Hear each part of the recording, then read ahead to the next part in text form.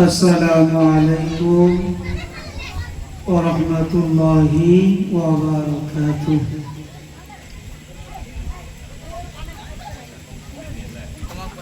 সবে 9টা বাজে, 9টা থেকে 9:30 বাজে।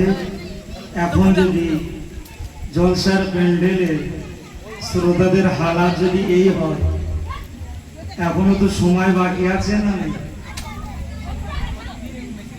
রাসূলুল্লাহ বলেছে,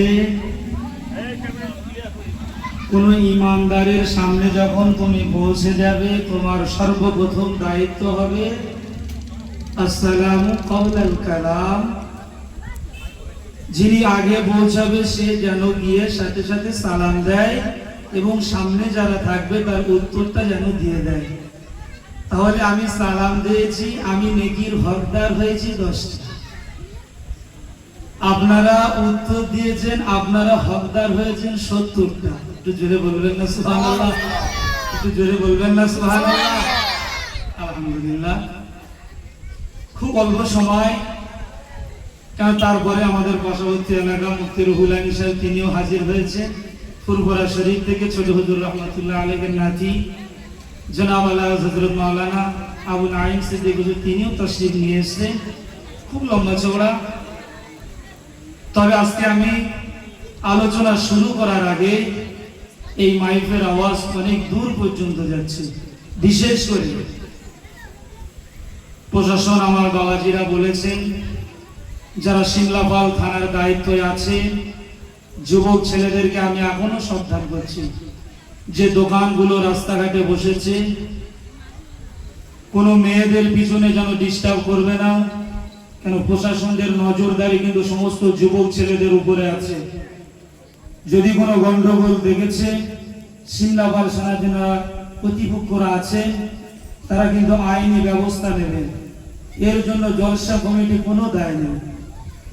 তাই সমস্ত যুবকদেরকে বলবো, যদি ভিতরে ঈমান থাকে যে আমি রাসূলুল্লাহর উম্মত, আল্লাহ দুনিয়ায় পাঠিয়েছে, এই মজলিসে যদি বসতে চাও বসে যাও, আর যদি না বসো, মহল্লার ইমাম হিসেবে আপনাদেরকে বলছি চলে যাও। এ মাহফিল তোমাদের জন্য নয়। যারা আল্লাহকে চিনেছে, আল্লাহ রাসূলকে চিনেছে, তাদের জন্য এই মাহফিল।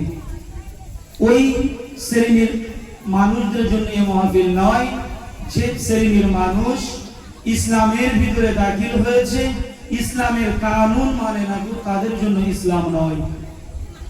এবার মূল আলোচনায় ফিরে আসি। প্রথমেই যে কথা বলেছি, রাসূলুল্লাহ বলেছে, কোন মজলিসে পৌঁছে যাওয়ার আগে যে ব্যক্তি যাবে সে যেন সালাম দেয়, সে যেন সুন্নতের হকদারটা সে আদায় করে নেয়। কিন্তু আমি আপনাদেরকে সালাম দিয়েছি, সালামের উত্তর যেন আপনাদের এখনো বাড়িতে মনে আছে খাওয়া দাওয়া কিছু হয়নি। আমি এখন আপনাদেরকে বলছি, সালামটা একটু জোরে দেবে। আসসালামু আলাইকুম ওয়া রাহমাতুল্লাহি ওয়া বারাকাতুহু। এবার মূল আলোচনায় ফিরে আসি। আলহামদুলিল্লাহ, আলহামদুলিল্লাহি ওয়া কাফা ওয়া সালামুন আলা ইবাদিহিল্লাযী নাসতাফা।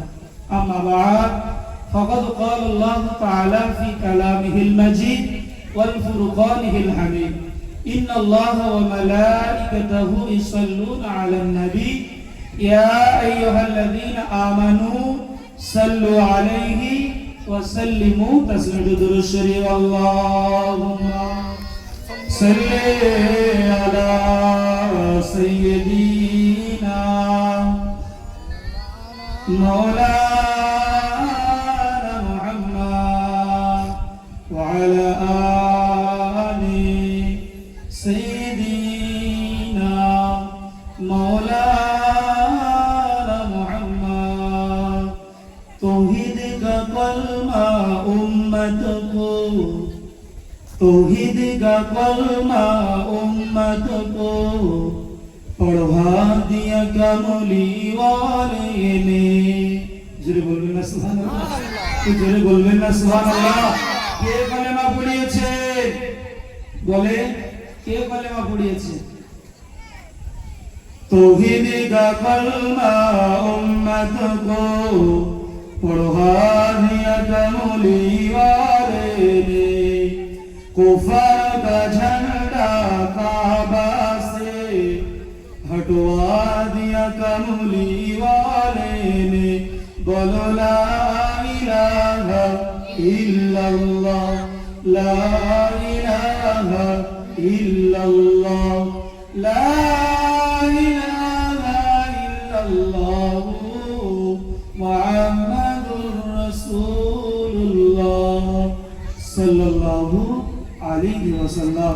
আজকের এই জলসার নির্বাচিত সভাপতি সাহেব, আমন্ত্রিত ওলামা হযরতগণ, পর্দার আড়ালে ধার্মিক আমার মা ও বোনেরা, সামনে বসে থাকা নামাজি মুসলমান আল্লাহ ওয়ালারা, আল্লাহ পাকের দরবারে লাখো কোটি শুকরিয়া জানাই যে আল্লাহ পাক আমাদেরকে সেই বাদ জোহর থেকে এতক্ষণ পর্যন্ত যাই গ্রামের বাচ্চারা, মহল্লার ছোট ছোট কচিকাচারা যাই তেলাওয়াত করেছে, আল্লাহ পাক যেন কবুল করে নেন। সবাই বলি আল্লাহুম্মা আমিন। আল্লাহ পাকের দরবারে শুকরিয়া আদায় করি, সবাই বলি আলহামদুলিল্লাহ। তারপরে পরে জানাই বিশ্ব নবীর প্রতি দরুদ ও সালাম, আমরা সবাই বলি সাল্লাল্লাহু আলাইহি ওয়াসাল্লাম। আমার বাবেরা, মূল আলোচনায় আমরা ফিরে আসি। এই যে মজলিসটা আজ কানাঘাটা জামে মসজিদের কর্তৃপক্ষরা কি উদ্দেশ্য, কি আশা নিয়ে এই মাহফিলটা সাজিয়েছে, আমাদের কি জানতে আর কারো বাকি আছে? কথা বলেন, সবাই জানি তো? আপনারা বলেন, এই যে প্যান্ডেলটা করা হয়েছে আপনাদের বসার জন্য, কিন্তু মুসল্লিগুলো কোথায় গেল? আল্লাহর বান্দাগুলো কোথায় গেল? আর একটা কথা সর্বপ্রথম বলি, এই মহল্লার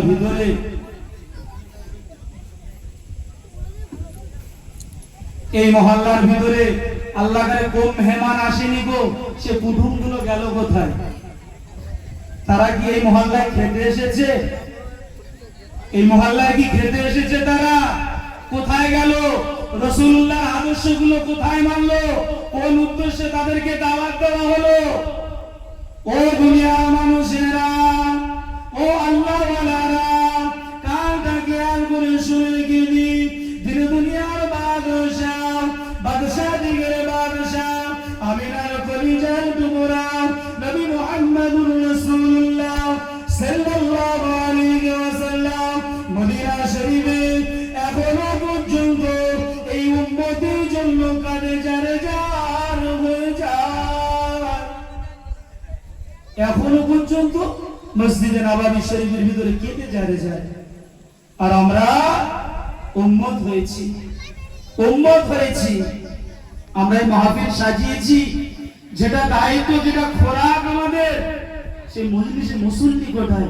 আপনারা বিবেক বিবেচনা করে বলেন, এই মজলিসে যদি মহল্লার প্রতিটা ঘরের থেকে দুটো করে কুটুম যদি এসে বসে, মাহফিল ভরবে না? ভরবে না? একটা বাড়িতে 10 জন 12 জন করে মেহমান এসেছে, সে মেহমানগুলো যুবক ছেলেরা, বয়োজ্যেষ্ঠরা, তারা এখনো রাস্তায় ঘুরে বেড়াচ্ছে।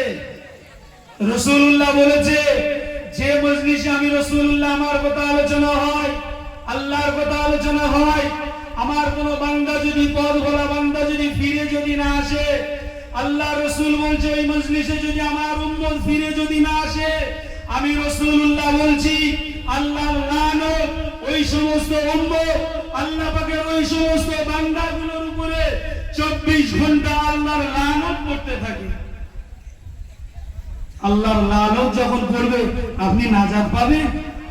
এই এক শ্রেণীর যুবকদের জন্য, এক শ্রেণীর বাবাজিদের জন্য আজকে আমার এই সমস্ত মুসল্লিদের উপরে আসমানি বালা আসছে, জমিনে বালা আসছে।